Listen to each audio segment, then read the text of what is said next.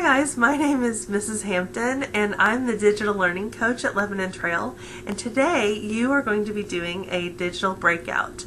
Now this is based on the concept of an escape room, if you've ever been a part of one of those.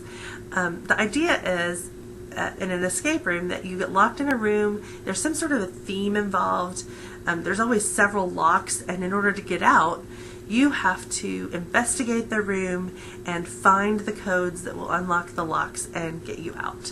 Okay, so what we're doing today is kind of the same idea, but it's all done digitally. So we're going to be sending you to a website and you're going to have to really investigate that website. Now, if I put you in a room and I told you to investigate, you would try and open anything that could be opened. You'd touch everything on the walls and try and see if anything would move and that sort of thing. On a website, you can't really do that. So the way that this looks on a website is that you're going to click on anything that you can click on. Sometimes links look like links. Sometimes they don't. Sometimes links are kind of hidden. So you'll need to find all of the links that are embedded on that page. They're all important.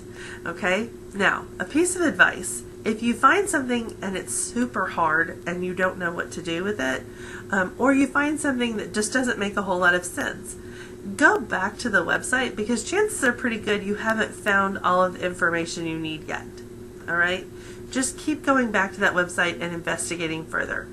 You're working in a group, so if you happen to split up, be sure you're communicating with one another and sharing information so that you're not all working at cross purposes. There's no particular order that you have to work through this in. The way that you're going to input the locks or the codes for the locks is via a Google form that is embedded on the website. I think the first thing that's on the Google form is the color lock. And so it's going to ask you to input the color lock there, but that may not be the first thing that you find. So you know what? If a number happens to pop out at you somewhere, try it in the form. Alright? Now, how will you know if you got it right? Is as you start typing on the Google form, you're going to get an error message that says still locked.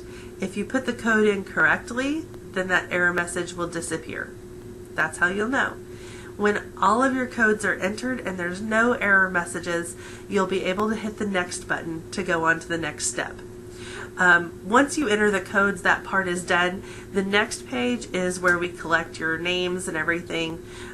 We figure out what class period you're in so that we can record all of that. And I'm also going to ask for some feedback about the game because I'd like to know what you loved and what you hated and how I can make it better for next time. Okay? Now, something else you need to know. We use bit.lys a lot in breakouts. Bit.lys are short URLs that can be personalized. So what I need you to know about these is that capitalization really matters. So if you come across something and it gives you a bit.ly address and all the letters are all caps, make sure that you use all caps when you type it into the address bar in your browser. Okay? Make sure that you do that. That's important. If you get really stuck, like I said, always go back to the website, look for more information. But if you get super stuck, raise your hand, let your teacher know. She can come over and kind of point you in the right direction. She's probably going to get some information from you about what you've done and what you still need to find, and then she can help point you in the right direction without giving away anything specific. Be sure that after you leave class today, you do not share any codes with anyone. That just makes it not as much fun for anybody else. We have set all this up so there should be a record of all of your work. If you finish in 5 minutes, we're going to be a little suspicious and we might ask to see that. But remember, your teachers can ask to see any of these things that you're doing, and there should be a record of how you got all of the answers that you came up with. And I think that's about all that I have for you. So I'm going to turn this over to your teacher to give you the URL that you need to get started. And I'm just going to wish you luck and say that I hope that none of you are super creeped out about snakes.